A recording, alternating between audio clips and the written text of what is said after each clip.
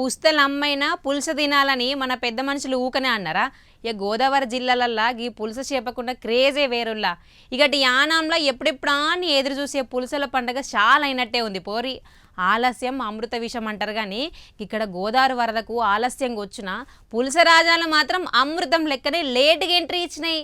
సీజన్లో పడ్డ మొదటి పులుసు చేప మార్కెట్కి రాగానే లచ్చిందేవి వచ్చినట్టు జనాలు ఎగబడ్డారు. రేట్ ఇంటనే గుండె గుబేల్మంటది. మరి కిలో చేప ఎంత వాళ్ళకిందో ఎరికేనా?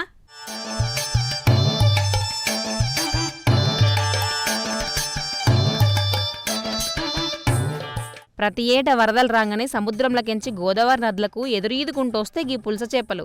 కానీ ఈసారి ఏమైందో ఏమనుల్లా, ఆషాఢం నాటికి అత్తగారింటికి పోయినట్టు వరదలు లేటుగా వచ్చినాయి. దాంతో పులసలు రాకసుత జర ఆలస్యమే అయింది. అయితే కోటపల్లి దగ్గర ఒక జాలరి వాళ్ళకు సుమారు కిలో బరువున్న పసిడివన్నె పులుసు ఎక్కింది. చేప దొరికిందని చెరువు గట్టును నాట్యం చేసినట్టు ఆ జాలర్ దాన్ని పట్టుకొని సీదా యానం మార్కెట్ పరిగెత్తుకొచ్చిండు. ఇగేముంది, కిలో పులసను చూడంగానే మార్కెట్లో వాళ్ళంతా నోరెళ్ళబెట్టే.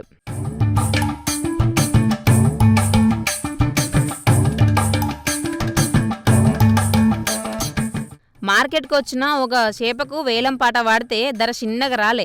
వేలం పాట వేస్తే పాట అందనంత పోయిందుల్లా. ఆఖరుకు ఆడుండే వేరే జాల దంపతులు పోటీ పడి కిలో చేపను 15,000 కంటే ఎక్కువిచ్చుకున్నారట. ఇక కొన్నోళ్ళు లూకుంటారా? మేము 15,000కి కొన్నాం, దీన్ని 16,000 దాకా అమ్ముతాం అన్నారట. తింటే గింటే పులుసనే తినాలని బిల్డప్ ఇస్తారు మస్తు మంది. కిలో చేపకు 15,000 అంటే సామాన్యుడు కిలో బంగారం కొన్నంత శాఖ ఓడబట్టే. అయితే ఈ సీజన్లో ఇదే మొదటి పులుసు అవడతోటి యానం మార్కెట్ అంతా పండగ వాతావరణం నడుస్తుంది.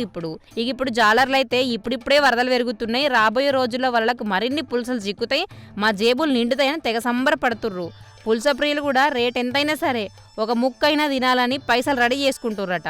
ఇది ఇన్నోళ్ళు ఏదేమైనా ఎంత పెట్టుకున్నా సరే పులుస రుచే వేరబ్బా అనబట్టే.